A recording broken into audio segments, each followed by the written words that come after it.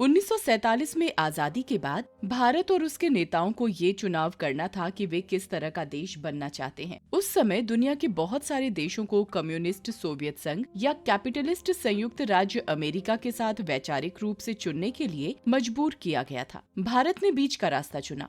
भारत कुछ समय पहले ही क्रूर कॉलोनियल युग से बाहर ही निकला था, जो कि निर्दयी पूंजीवाद का शिकार था और अधिकांश आबादी को गरीबी में छोड़ दिया गया था। परंतु भारत का अपनी कमजोर अर्थव्यवस्था और लोगों को ग्लोबल बाजार की ताकतों के सामने रखने का कोई इरादा नहीं था। दूसरी ओर यूएसएसआर का सत्तावादी कम्युनिस्ट सिस्टम उन लोगों के लिए अस्वीकार्य था जिन्होंने अपनी स्वतंत्रता हाल ही में प्राप्त की थी। इसलिए स्वतंत्रता के बाद पहले 50 साल में भारत का आर्थिक इतिहास समाजवादी यानी सोशलिस्ट था। भारत के आर्थिक मॉडल ने कम्युनिस्ट सत्तावाद को अपनाए बिना सोवियत आर्थिक मॉडल को अपनाया, बल्कि भारत ने एक लोकतांत्रिक गणराज्य की स्थापना की। भारतीय अर्थव्यवस्था को दो प्रमुख क्षेत्रों में विभाजित किया गया था, निजी क्षेत्र और सार्वजनिक क्षेत्र। निजी क्षेत्र के पास छोटे और मध्यम वर्ग के व्यवसाय थे जो रेवेन्यू पैदा करते थे और करों का भुगतान करते थे।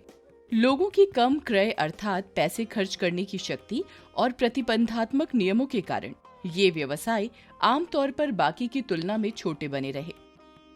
सार्वजनिक क्षेत्र में इंफ्रास्ट्रक्चर, शिक्षा और स्वास्थ्य सेवा जैसे बड़े सरकार संरक्षित उद्योग भी शामिल थे। इसके बाद 1950 के दशक में भारत के नेताओं का मानना था कि तेजी से आर्थिक विकास के लिए केंद्रित योजनाबद्ध औद्योगिकरण ही जरूरी था, जो कि बाद में आर्थिक विकास रणनीति का आधार बना। इस रणनीति को लागू करने के लिए उन्होंने सोवियत शैली की पंचवर्षीय योजनाओं का उपयोग किया। इन योजनाओं को भारत के योजना आयोग द्वारा तैयार किया गया था और इसमें पूंजी जुटाने और बड़े औद्योगिक राज्य के industrial state owned enterprises (SOE) और संस्थानों को बनाने के लिए निवेश किया गया था। 1951 में पहली पंचवर्षीय योजना बनी, जो कि शिक्षा, बुनियादी ढांचे और स्वास्थ्य सेवा पर काफी केंद्रित थी। भविष्य के विश्वविद्यालयों को विनियमित करने के लिए पहले 5 IITs और 1956 में UGC की स्थापना की गई। साथ ही विभिन्न सिंचाई परियोजनाओं जैसे हीराकुंड, भाखड़ा नांगल, दामोदर घाटी और मेटूर बांध के बांध को भी शुरू किया गया। इसके अलावा रिसर्च को बढ़ावा देने के लिए एम्स यानी अखिल भारतीय चिकित्सा संस्थान और Tata institute of fundamental research जैसे स्वास्थ्य और अनुसंधान केंद्रित संस्थान भी खोले गए। भारत की राज्य नियंत्रित आर्थिक रणनीति विदेशी इंपोर्ट के बाजार को बंद करने के लिए थी, ताकि डगमगाती हुई अर्थव्यवस्था की रक्षा की जा सके, जिससे भारत बड़े पैमाने पर आत्मनिर्भर बन सके। हालांकि बड़े पैमाने पर इंफ्रास्ट्रक्चर और ऊर्जा परियोजनाओं को पूरा करने के लिए 1956 की दूसरी पंचवर्षीय योजना को मशीनरी और प्रौद्योगिकी जैसे कुछ पूंजीगत सामानों के आयात पर केंद्रित किया गया, जो भारत में उस समय उपलब्ध नहीं थे। इस योजना से कई क्षेत्रों में वृद्धि हुई, जैसे कोयला उत्पादन, हाइड्रो इलेक्ट्रिक पावर प्रोजेक्ट्स और स्टील प्लांट्स आदि।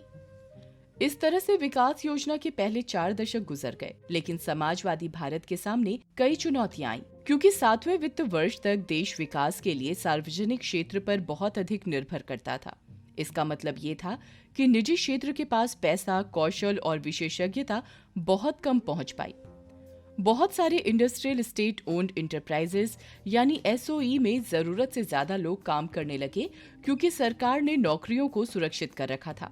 लेकिन क्योंकि उनके उत्पादों की पर्याप्त मांग नहीं थी, इसलिए उनमें से कई को बंद करना पड़ा। उस समय भारत एक उच्च रेगुलेटेड अर्थव्यवस्था थी। निजी क्षेत्र में कंपनी शुरू करने के इच्छुक किसी व्यक्ति को कई अनुमतियों की आवश्यकता होती है, जिसे हासिल करने में लंबा समय लगता था। इसने ब्यूरोक्रेसी में व्यापक रूप से लाल फीताशाही यानी एक तरह का पक्षपात और भ्रष्टाचार को जन्म दिया। उदाहरण के लिए भ्रष्ट अधिकारी रिश्वत के बिना अनुमति नहीं देते थे। लाइसेंस और नियंत्रण की इस प्रणाली को लाइसेंस राज का उपनाम भी दिया गया था। इन्हीं कारणों से भारतीय अर्थव्यवस्था में बहुत अधिक वृद्धि नहीं हुई। भारत विश्व बैंक और IMF ऋणों के अपने भुगतान पर चूक कर रहा था, जिसे भारत ने अपने फॉरेन रिजर्व को संतुलित करने के लिए लिया था। तो लोगों ने चाहा कि लाइसेंस राज को खत्म कर दिया जाए, ताकि उद्यमी और निवेशक अनावश्यक बाधाओं के बिना आर्थिक और औद्योगिक विकास के अपने उद्देश्य को प्राप्त कर सकें। भारतीय व्यवसायियों और विश्व बैंक IMF के दबाव में 1991 में भारत सरकार को व्यापार बाधाओं को कम करने के लिए मजबूर किया गया और भारत ने अपनी अर्थव्यवस्था को समाजवाद से मुक्त बाजार अर्थव्यवस्था की ओर बदल दिया और भारत में FDI की अनुमति दी गई। उदारीकरण की नई योजना के तहत इसने पूंजीवाद की शुरुआत भारत में की। दोबारा संक्षिप्त में पढ़ते हैं। स्वतंत्रता के बाद, शीत युद्ध के बाद भारत ने एक समाजवादी आर्थिक प्रणाली को चुना। समाजवादी युग को केंद्रीयकृत सार्वजनिक क्षेत्र और इसके SOE द्वारा परिभाषित किया गया था। भारत एक बंद अर्थव्यवस्था थी जो केवल कुछ पूंजीगत वस्तुओं के आयात पर निर्भर थी। आर्थिक प्रणाली में भ्रष्टाचार, लाल फीताशाही, SOEs में जरूरत से ज्यादा कर्मचारी सहित कई चुनौतियां थी।